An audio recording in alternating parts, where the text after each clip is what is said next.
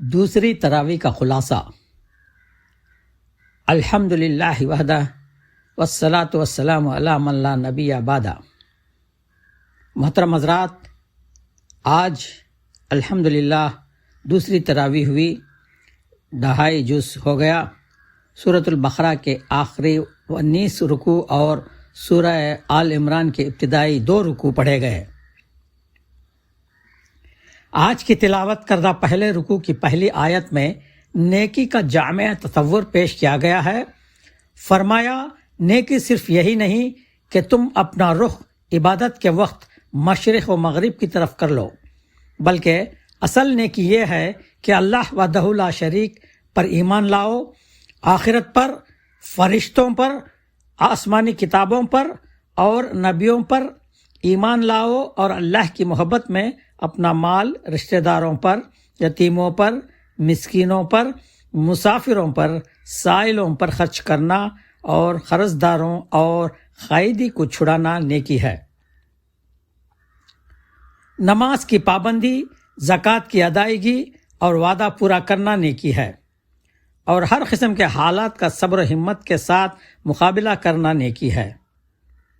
جن لوگوں میں یہ خوبیاں ہیں وہی ایمان کے دعوے میں سچے ہیں اور وہی پرہیزگار ہیں۔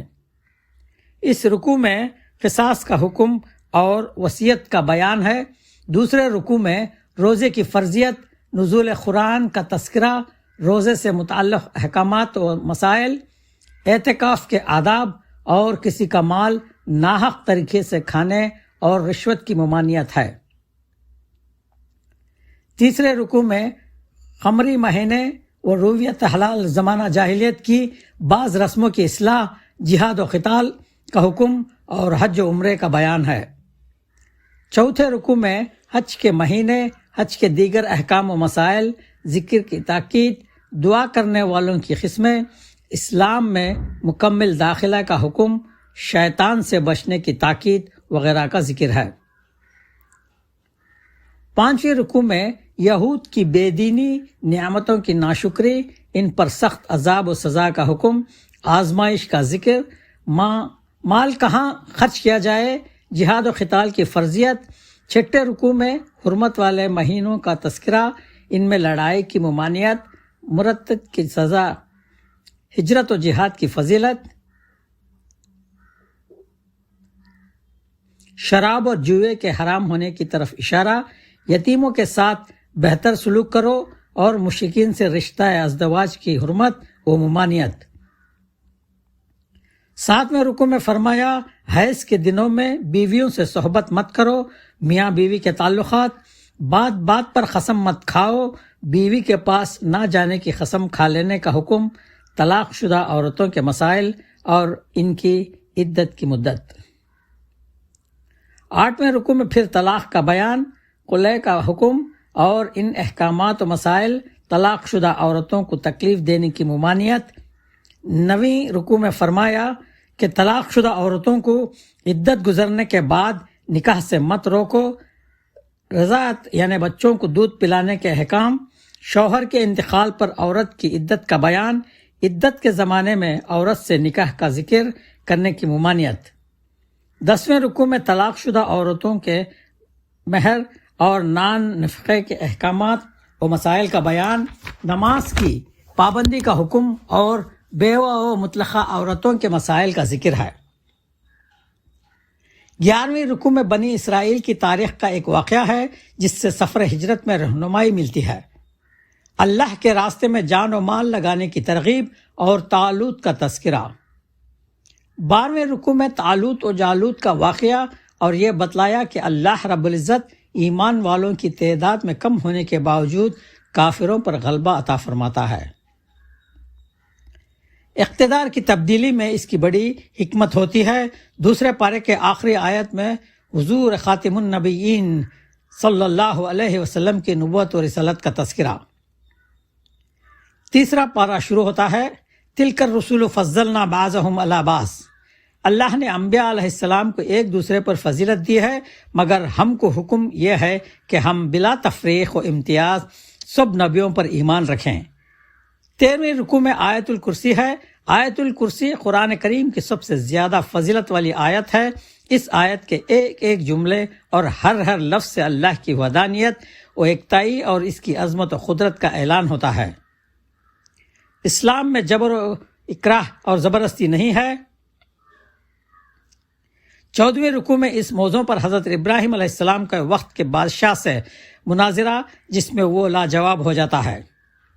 قرآن توحید، رسالت اور آخرت کو مختلف انداز سے پیش کرتا ہے۔ اللہ نے حضرت عزیر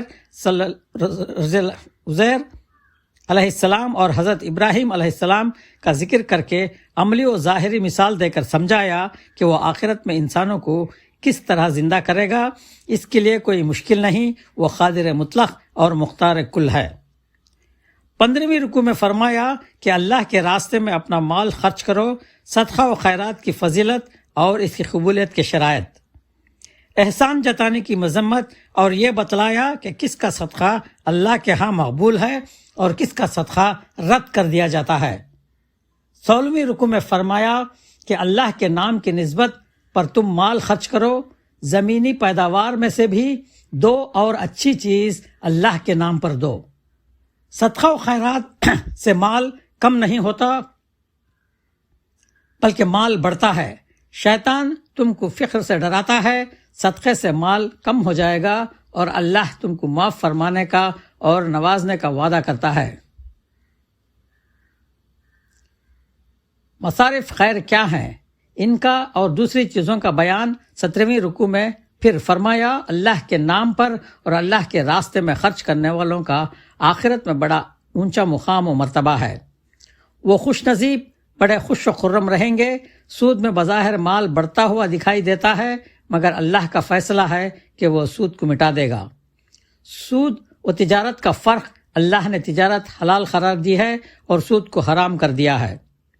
سود میں مبتلا اللہ کے دشمن ہے، اللہ اور اس کے رسول کی طرف سے ان کے لیے جنگ کا اعلان ہے۔ قرض دار اگر تکلیف میں ہے تو اس کو مہلت دینے کا حکم اور قرض معاف کرنے کی فضیلت ہے، اور آخرت کا خوف کرو، اس دن سب معلوم ہو جائے گا۔ 18ویں رکوع میں فرمایا معاملہ داری کیسے کرو۔ قرض اور ادھار کا معاملہ ہے تو اسے لکھو، اس پر گواہی قائم کرو، سچی گواہی دینے کا حکم، جھوٹی گواہی کی ممانعت، امانت کی حفاظت کرو، رہن اور اڑمانم کے احکامات۔ سورۃ البقرہ کا آخری رکوع دعاؤں پر ختم ہوتا ہے۔ اللہ کی عظمت و کبریائی، تمام نبیوں پر ایمان لانا ضروری ہے۔ اللہ کسی انسان کو اس کی طاقت سے زیادہ تکلیف نہیں دیتا، جو جیسا کرے گا ویسا پائے گا۔ اہل ایمان کی التجا، بھول چوک پر معافی کی درخواست، فتح و کامیابی اور آخرت میں بخشش کی دعائیں شامل ہیں۔ سورہ عمران کے پہلے رکوع میں فرمایا یہ قرآن اور توریت و انجیل سب اللہ کی نازل کردہ کتابیں ہیں، کائنات کی کوئی چیز اس سے پوشیدہ نہیں ہے۔ وہ ماں کے پیٹ میں جس طرح چاہتا ہے صورت بنا دیتا ہے۔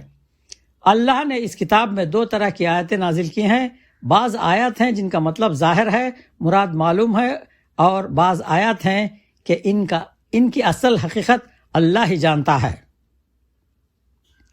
ان کی کھوج میں جانے کی ممانعت ہے۔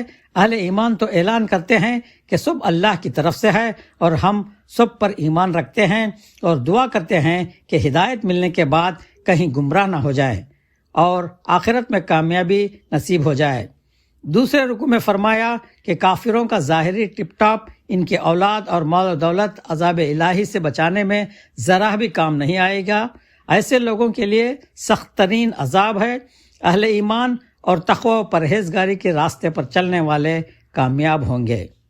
بدر کی مثال پر غور کرو۔ اللہ کے نزدیک دین صرف اسلام ہے جو شروع سے چلا آ رہا ہے، مگر پچھلے لوگوں نے آپس کے اختلاف کی وجہ سے اس کی حقیقت کم کر دی تھی۔ اب اسی دین اسلام کی پیروی کرنی ہے اور اسی کو دوسروں تک پہنچانے کا حکم ہے۔ اس طرح آج کی تراویح کا خلاصہ مکمل ہوا۔ اللہ رب العزت ہم کو عمل کی توفیق عطا فرمائے۔ وآخر دعوانا ان الحمد للہ رب العالمین۔